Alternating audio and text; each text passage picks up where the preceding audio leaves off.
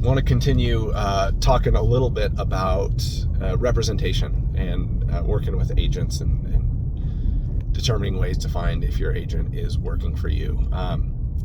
Through an example, we have a listing with a client of ours that we do a lot of deals with, and a superstar listing agent, shout out to Tracy, has been working that one.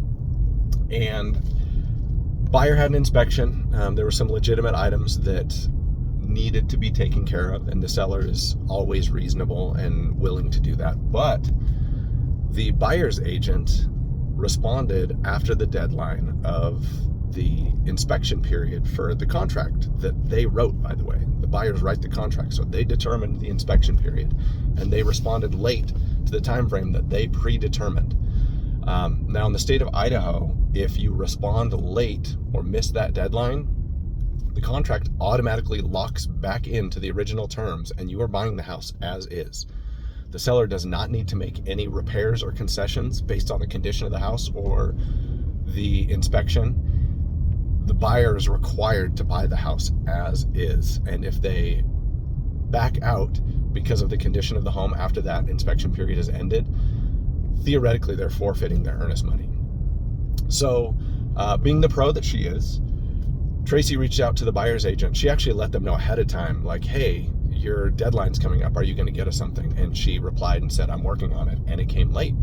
So after it came, Tracy reached out and told her, you guys missed the deadline. I don't know if the seller is going to be flexible with giving you any of these concessions that you're asking for, which, again, were legitimate concessions.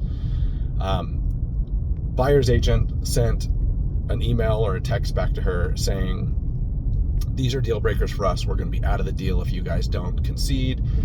And she had completely lost all leverage for her clients. She had no contractual ability or leverage to say that they were going to back out. If they backed out, they would have lost their earnest money due to lack of performance. And so the moral of this story is the buyer's agent, I can't speak for her, but this is not the first time this has ever happened. She probably is not letting her clients, the buyers, know that she missed that deadline. She's probably going to go back to them and say, the seller's being a jerk, and we have to figure out a way to work with them. They're being totally unreasonable, and kind of cover up the fact that she missed that deadline. The buyers will probably never know or look back at the contract to realize that deadline was missed. And a lot of times agents will just gloss over it and not own up to those